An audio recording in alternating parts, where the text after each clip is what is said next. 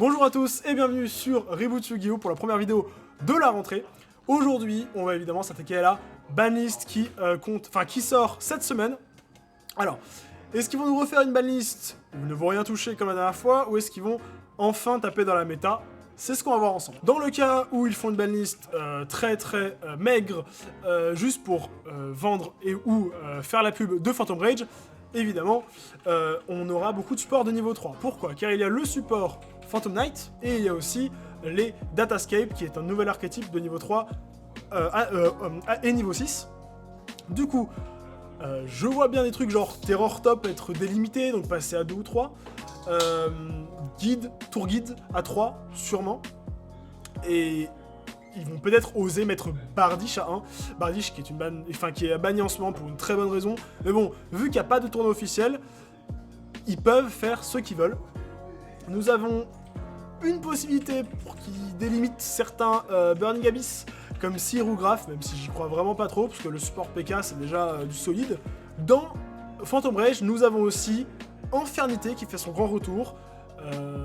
Est-ce qu'ils vont oser mettre Arc Démon Infernité à plus de 1, donc 2 ou 3?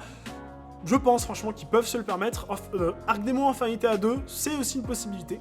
Évidemment, dans Phantom Rage, il y a l'archétype qui va sûrement tout détruire, qui s'appelle Tri-Brigade, qui est bête ailé, bête et bête guerrier.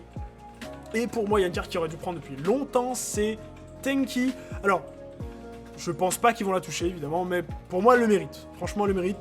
Tenki à 1, je veux dire, quand t'as levé Lunalight, qui était incroyable. En fait, dès qu'il y a un deck bête guerrier fort, Tenki à 3, c'est ridicule. Genre. Du coup, j'aimerais personnellement qu'ils tapent Tenki. Si Konami décide de taper dans la méta, parce qu'ils n'ont aucune raison de faire. Je vous rappelle qu'il n'y a pas eu de tournoi officiel, il y en a eu un ou deux très petits. Konami, ils peuvent faire semblant de ne rien voir, parce qu'évidemment Konami ne regarde pas les simulateurs, en tout cas ne prennent pas en compte les simulateurs. Donc dans la méta, qu'est-ce qu'on a? On a Elish, supporté par Invoked, on a Dinosaur, on a Adamantia.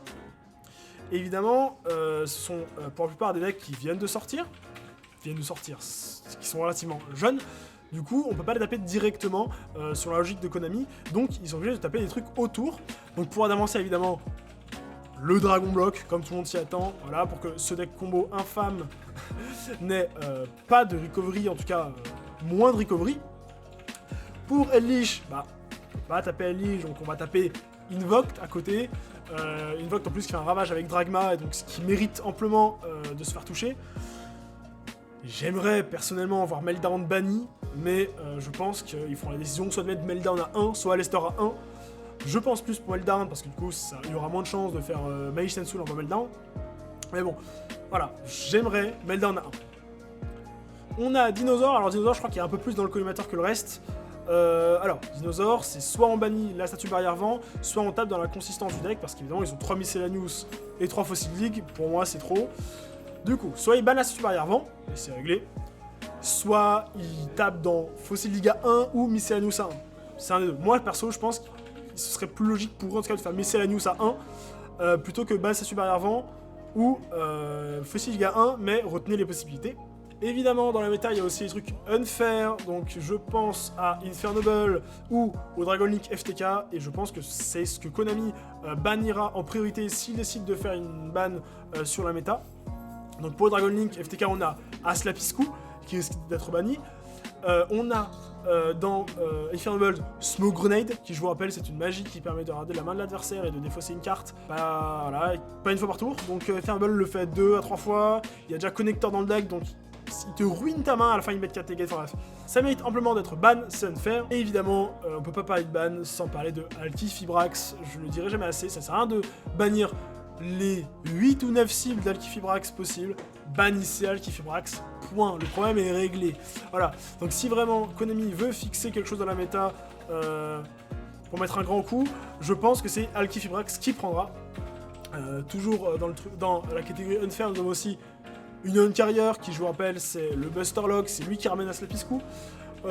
C'est aussi ramène Dragon Block. En fait, chaque fois qu'il y a une carte trop forte, Union Carrier peut la chercher. Donc bon, je pense aussi qu'il serait plus rapide pour régler le problème que de ban Union Carrier plutôt que de ban toutes ces targets.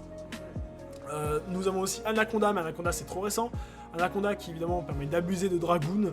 Voilà, je pense que Dragoon vient sortir, donc Anaconda, ils la banniront sûrement dans une autre banlist, mais pas dans celle-ci. Ou alors, bannir la fusion Red Eyes. Ça règle la question. Évidemment, il y a aussi le roi de toutes les calamités, VFD, qui est très très chiant en ce moment, parce qu'il y a des loops très faciles à faire, avec Altifibrax toujours, pour le sortir très facilement, surtout que de nouvelles synchro 9 très très fortes arrivent avec les Datascape. Sans compter les magies rapides Phantom Knight qui permettent de le faire sur Dingirsu. Alors j'ai beau être un joueur d'Orcust, mais moi je trouve que ça va un peu trop loin.